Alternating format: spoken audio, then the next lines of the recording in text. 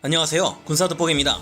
큰일이 난 걸까요? 러시아 측 보도로부터 그동안 전혀 예상치 못한 소식이 들려왔습니다. 최근 지난번 올린 영상의 말미에서 우크라이나군의 M14 하이마스 다연장 로켓과 이를 잡으려는 러시아군의 BM-31 스메르치 다연장 로켓의 진검승부가 벌어질 것이라 말씀드렸는데요. 저뿐만 아니라 많은 분들이 더 볼 것도 없이 당연히 우크라이나군이 미국에서 지원받은 M14 하이마스 다연장 로켓의 압승을 예상하셨을 겁니다. 그런데 러시아 측으로부터 들려온 소식에 의하면 우크라이나군의 M14 하이마스 다연장 로켓이 러시아군의 공격에 의해 그것도 일격에 2대나 파괴되었다고 합니다. 사실일까요? 그런가 하면 러시아 본토에서 남부전선의 크림반도로 이어지는 케르치 대교에서는 정체를 알 수 없는 하얀 운무가 며칠 전부터 계속해서 발생하고 있습니다.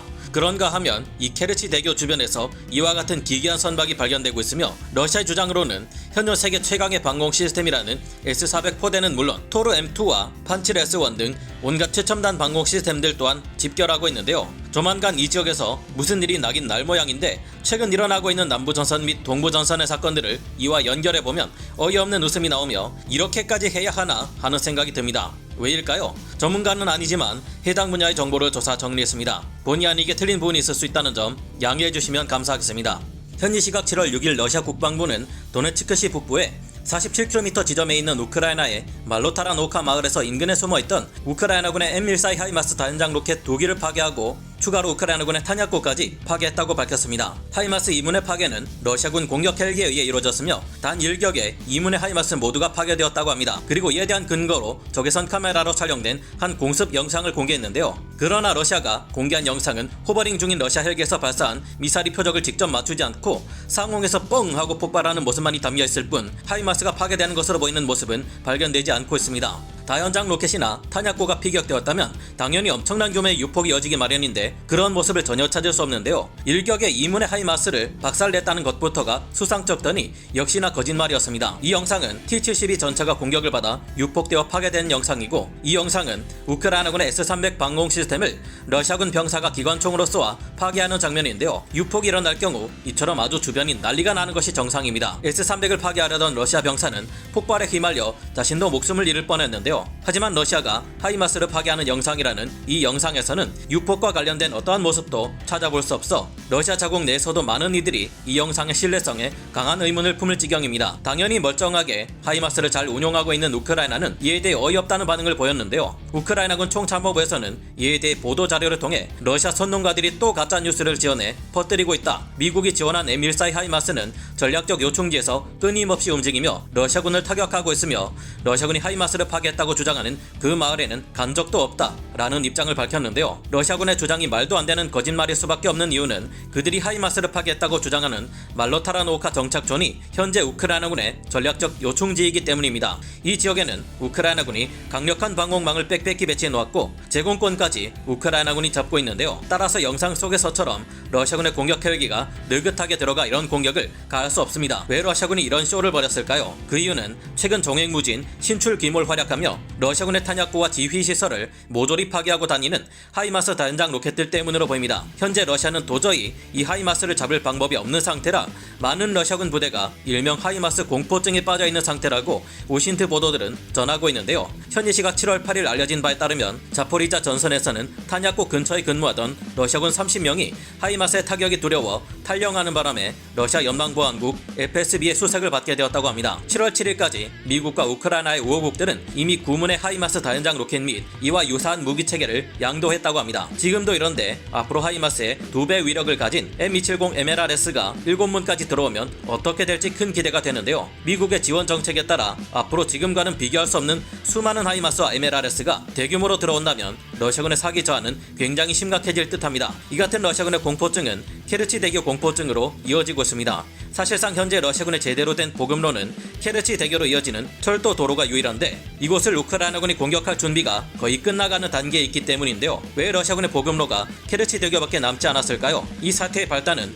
러시아군의 후진적인 군수지원 시스템으로부터 출발합니다. 오신트 분석 전문가 중 하나인 트렌트 텔렌코가 트위터 계정을 통해 우리로서는 도무지 이해할 수 없는 시스템이지만 러시아군은 팔레트, 지게차, 컨테이너 등을 이용하는 현대적 물류 시스템이 없다는 분석을 내놓았습니다. 당연히 이 같은 방식으로는 보급이 너무 느리고 비효율적이라 러시아군은 큰 곤경에 빠져 있습니다. 러시아의 한 개 대대 전술단은 원래 1천여 명의 병력으로 채워지는데 이 1천여 명이 사용하는 모든 물자를 고작 50여 명의 병력과 30대의 트럭이 전선으로 조달하고 있는 상황이니 기가 막힐 노릇입니다. 거기다가 우크라이나군과 파르티잔들이 러시아군의 보급로에 있는 교량을 끊어버리거나 파괴해버리고 탄약고로 집중 타격해 극심한 피해를 누적시키고 있어 러시아군의 전력은 하루가 다르게 약해지고 있는데요. 그래서 러시아군은 사실상 보급의 상당 부분을 철도에 의지하게 되었습니다. 현재 러시아군은 열차로 주요 보급 물자가 모이는 곳에 보급품을 집결시키고 각 대대 전술단의 보급소대는 이곳에서 보급품을 가져와 최전선 보급소에 보급 물자를 저장해 놓습니다. 보급 자체가 워낙 힘드니 이 최전선 보급소에서 필요한 물자를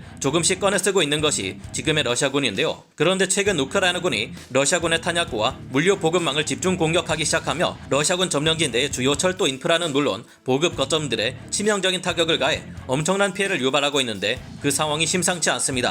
러시아군의 보급은 주로 열차를 통해 이뤄지는 상황인데 벌써 하르키우와 자포리자, 멜리토폴, 마리우폴, 볼고로드, 모스크바, 보로네즈, 로스토프 온돈 등의 철도망과 기차역들이 우크라이나군의 공격으로 파괴당하고 있는 실정입니다. 사실상 러시아 본토로부터 이어지는 열차 보급은 거의 중단된 상태나 다름없고 현재 러시아군의 거의 유일한 철도 보급로는 남쪽 러시아 본토로부터 크림반도로 이어지는 케르치 대교가 대부분을 담당하고 있는 상황인데요. 그런데 우크라이나군은 이미 오래전부터 크림반도의 케르치 대교를 파괴하겠다고 발표했고 현재 남부 자포리자 전선에서 우크라이나군이 성공적인 공세를 통해 점령지를 남쪽으로 넓히는 데 성공했습니다. 이 때문에 현재 자포리자주의 우크라이나군 점령지는 케르치 대교로부터 약 260km 정도 떨어져 있는데 이는 하푼 블록2 대함미사일이나 넵튠 대함미사일을 통해 충분히 타격할 수 있는 거리입니다. 지금은 이보다 우크라이나군이 더 남하에 내려왔을 것으로 추정되는데 그렇다면 하푼 대함미사일이 러시아군의 요격 미사일들에 격추되지 않게 하기 위해 행하는 회피 기동까지 가능할 것으로 예상되는 상황입니다.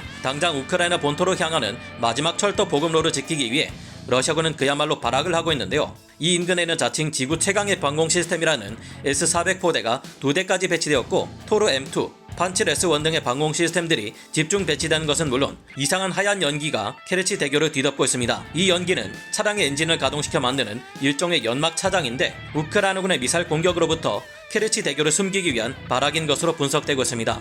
이건 말고도 이상한 것이 있습니다. 바로 뭔가를 주렁주렁 달고 있는 이 기괴한 선박들인데요. 이것들은 폐 선박에 레이더 리플렉터를 잔뜩 달아놓은 것으로 우크라이나군이 날린 미사일이 케르치 대교가 아닌 이 선박으로 날아오도록 유도하기 위한 것입니다. 케르치 대교에 우크라이나군이 사용할 것으로 예상되는 하푼 블록2 대함미사일의 경우 마지막 종말 단계에서 스스로 레이더를 켜고 적 목표물이 방사하는 레이더 신호를 따라 날아갑니다. 그런데 도중에 레이더 신호를 강하게 방출하는 장애물이 있다면 케르치 대교로 날아가려던 미사일이 도중에 레이더 리플렉터를 잔뜩 달아놓은 이 괴선박으로 날아갈 것이라는 생각에 러시아군은 이 같은 조치를 하고 있는 것으로 보이는데요. 밤에는 케르치 대교의 조명을 모두 꺼버려 다리가 어둠 속에서 쉽게 노출되지 않도록 하고 있습니다. 하지만 이런 조치들은 별 효과를 발휘하기 어려울 것으로 보이며 설사 효과가 있더라도 이미 우크라이나는 서방 여러 국가들로부터 엄청난 양의 하푼 블록2 대함미사일을 양도받았습니다. 이 수량은 흑해 함대를 모조리 소멸시키고도 남을 정도의 수량인데 케르치 대교를 향해 하푼 블록2 미사일이 비처럼 쏟아질 경우 과연 러시아군은 이를 막아낼 수 있을지 의심스럽네요. 이 케르치 대교가 끊어질 경우 러시아는 한동안 우크라이나 본토에 있는 자국군에 대한 보급이 불가능해지게 되며 보급을 받지 못하는 러시아군 부대들은 점점 더 강력한 장비들을 지원받는 우크라이나군의 공세를 막아낼 수 없게 될 겁니다. 과거 2차 대전 시기 소련의 영토로 침범해 들어왔던 독일군은 군수 지원 문제를 해결하지 못해 결국 소련군에 패배하고 말았습니다. 이 일을 직접 겪었던 소련의 후예가 러시아라 외치면서 과거의 교훈은 어떻게 했는지 묻고 싶은데요. 전투는 병사가 하지만 전쟁의 승패는 군수 지원에 달려있다는 말이 괜히 나오는 것이 아닙니다. 마지막 남은 러시아군의 철도 보급로인 케르치 대교 철도를 우크라이나군이 성공리에 파괴하고 이것이 최종적으로 이 전쟁에서 우크라이나가 승리하는 데 발판이 되어주기를 기대해봅니다. 오늘 군사 돋보기 여기서 마치고요. 다음 시간에 다시 돌아오겠습니다. 감사합니다. 영상을 재밌게 보셨다면 구독, 좋아요, 알림 설정 부탁드리겠습니다.